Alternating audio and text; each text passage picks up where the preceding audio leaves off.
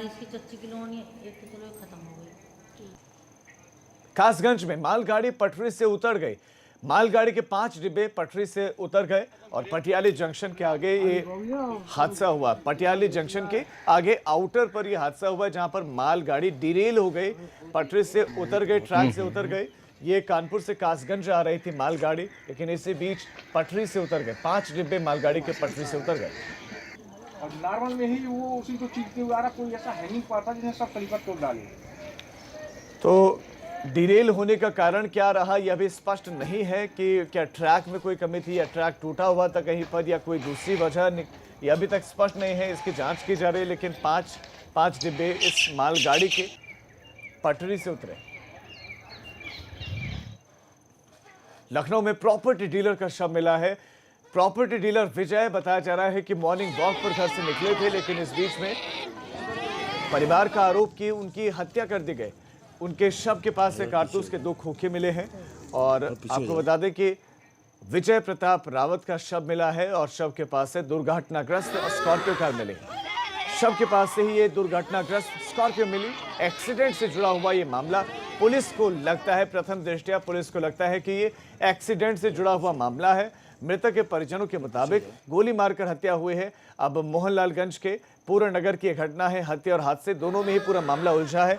अगर हत्या होगी तो ये पोस्टमार्टम रिपोर्ट में स्पष्ट हो सकता है कि अगर गोली मारकर हत्या की गई तो गोली के निशान होंगे, बहुत सारी चीज़ें अन्य होंगी। हत्या होगी तो उसके निशान होंगे, या सड़क हादसा होगा तो उसका भी पोस्टमार्टम की रिपोर्ट में बहुत से खुलासे हो सकते हैं। तो 2 तस्वीरें, पहली तस्वीर में आप देख रहे हैं मृतक प्रॉपर्टी डीलर की तस्वीर है। दूसरी में उनकी जो गाड़ी की तस्वीर उस पर समाजवादी पार्टी का झंडा था।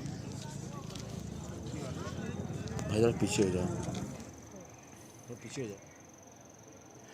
अब कोरोना का अपडेट आपको देंगे और देश का कोरोना का जो अपडेट है वो बहुत चिंताजनक है। कोरोना मरीजों का आंकड़ा 82 लाख के पार हो गया। पूरे देश में कोरोना मरीजों का आंकड़ा 82 लाख के पार हो गया। 24 घंटे में जो आंकड़े सामने आए हैं वो 38,310 हैं। हालांकि जो 90,000, 80,000, 70,000 के करीब केसेस आ रहे थे वो अब बहुत कम हो चुके हैं। 38,310 पूरे देश में केस आए हैं और 490 लोगों की कोरोना संक्रमण की वजह से मौत भी हो गई है। कुल संक्रमितों की संख्या 82,67,623 पूरे देश में हो चुकी है और अब तक जो मौत का आंकड़ा है पूरे देश में कोरोना का वो 1 लाख कब का पार कर चुका है। 1,23,097 मरीजों की मौत हो चुकी है।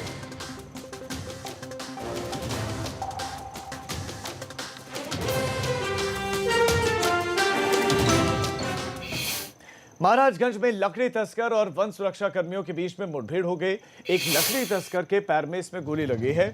इस मुठभेड़ में यह तस्कर पकड़ा गया है। हालांकि बाकी तस्कर अंधेरे का फायदा उठाकर फरार हो गए। पुलिस ने टाटा सफारी गाड़ी इनके पास से बरामद की है। तो लकड़ी तस्कर और वन पुलिस कर्मियों के पास वन सुरक्षा कर्मियों के बीच में मुठभेड़ हुई और इसमें ये तस्कर पकड़ा गया। जो जख्मी हुआ है उसको गोली लगी है पैर में। हटो।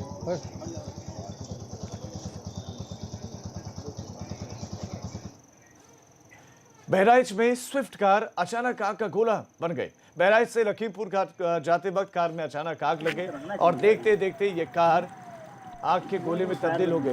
हालांकि कार मालिक ने गाड़ी से कूदकर अपनी जान बचा ली। उसके बाद फायर ब्रिगेड को सूचित किया गया। फायर ब्रिगेड की टीम मौके पर पहुंची और आग पर किसी तरह से काबू पाया। ये थाना रिसिया के फुलवरिया के पास में बहराइच नानपारा हाईवे की घटना है जहां पर ये हादसा हुआ है। गाड़ी में अचानक आग लगी है। कारण क्या रहे आग लगने के ये तो अभी तक स्पष्ट नहीं है, लेकिन राहत की बात यह है कि जनहानि नहीं हुई है।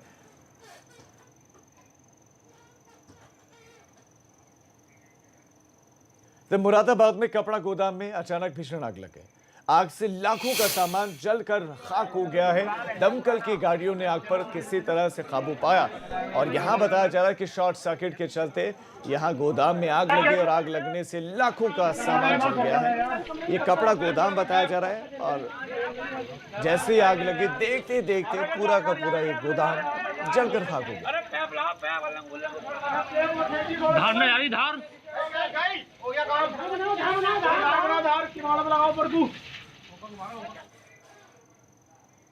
मेरठ में 9वीं के छात्र का अपहरण कर लिया गया है। अपहरणकर्ताओं ने 50 लाख रुपए की फिरौती मांगी।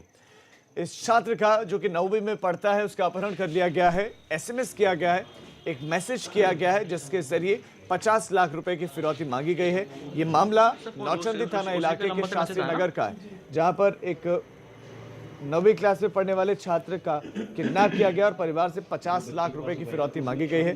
अपहरित बच्चे का अब तक कोई सुराग नहीं मिल पाया है।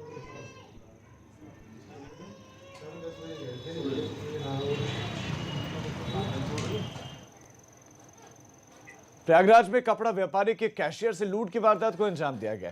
कैशियर से 1,32,000 रुपए लूट लिए गए। पैसे लेकर दरअसल दूसरी जगह जाते वक्त ये लूटपाट हुई है और लूटपाट की घटना सीसीटीवी में कैद हुई है। ये खबर प्रयागराज से आपको दे रहे। एक कपड़ा व्यापारी के कैशियर से लूट की इस वारदात को अंजाम दिया गया। कैशियर के पास 1,32,000 रुपए थे और वो लूट लिए गए।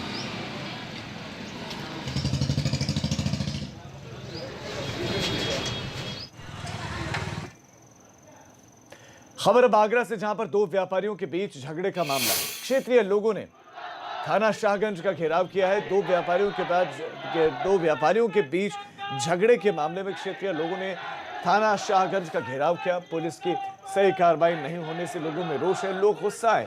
अब पुलिस से आश्वासन मिलने के बाद ही ये लोग हटे, तो थाने का घेराव करने के लिए लोग पहुंचे। दो व्यापारियों के बीच झगड़े के मामले में पुलिस पर आरोप कि पुलिस सही से कार्रवाई नहीं कर रही है, तो ऐसे में इन लोगों को समझाया बुझाया गया, फिर वापस भेजा गया।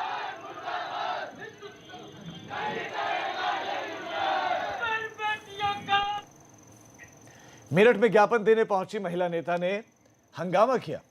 ये महिला नेता ज्ञापन देने के लिए पहुंची थी कलेक्ट्रेट में और ऐसे में हंगामा किया।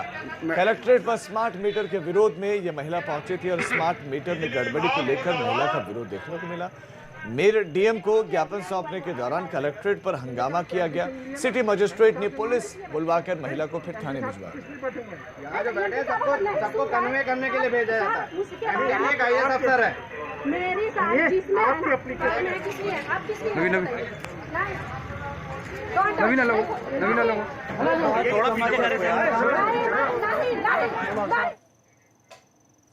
मेरठ में प्रॉपर्टी विवाद में एक वृद्ध महिला की हत्या कर दी गई है। पुलिस ने इस मामले में 4 लोगों को हिरासत में लिया है। परिवार के ही 4 लोगों को पुलिस ने शक के आधार पर हिरासत में लिया है और इन पर हत्या का शक है और पूरे मामले की तफ्तीश कर रही है पुलिस। ये मामला थाना नौचंदी क्षेत्र के जयदेवी नगर इलाके की है। कोई जरूरी है, जो कानून होगा वही तो होगा। तो नौचंदी थाना इलाके की एक घटना, जहां पर एक वृद्ध महिला की हत्या कर दी गई। मामले में पुलिस ने शक के आधार पर 4 लोगों को हिरासत में लिया है, उनसे पूछताछ की जा रही है।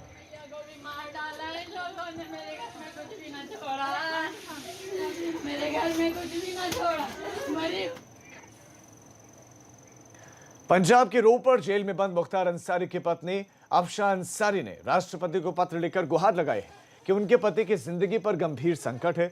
मुख्तार अंसारी की हत्या की साजिश रची जा रही है, लिहाजा सभी मामलों की वीडियो कॉन्फ्रेंसिंग के जरिए ही उनकी पेशी कराई जाए।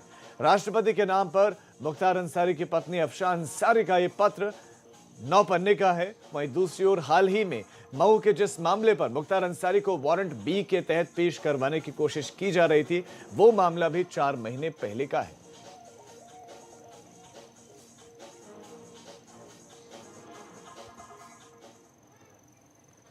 लखनऊ से खबर, जहां पर कांग्रेस के विधानमंडल दल के नेता का पत्र, यानी कि आराधना मिश्रा का पत्र, जो उन्होंने मुख्यमंत्री योगी आदित्यनाथ को लिखा है। आराधना मिश्रा ने इस पत्र में पप्पू वाजपेयी के परिवार को मदद देने के लिए यह पत्र लिखा है। ये मांग की है पत्र में। कानपुर में पप्पू वाजपेयी के परिवार को मदद के लिए आराधना मिश्रा ने पत्र लिखा। पप्पू वाजपेयी की पुलिस की हत्या मामले में परिवार को मदद की अपील उन्होंने की है। हत्याकांड में पुलिस की संदिग्ध भूमिका की जांच की मांग भी की है कि पुलिस वालों की जांच होनी चाहिए। परिवार को 1 करोड़ रुपए की आर्थिक मदद देने की अपील भी आराधना मिश्रा ने की है।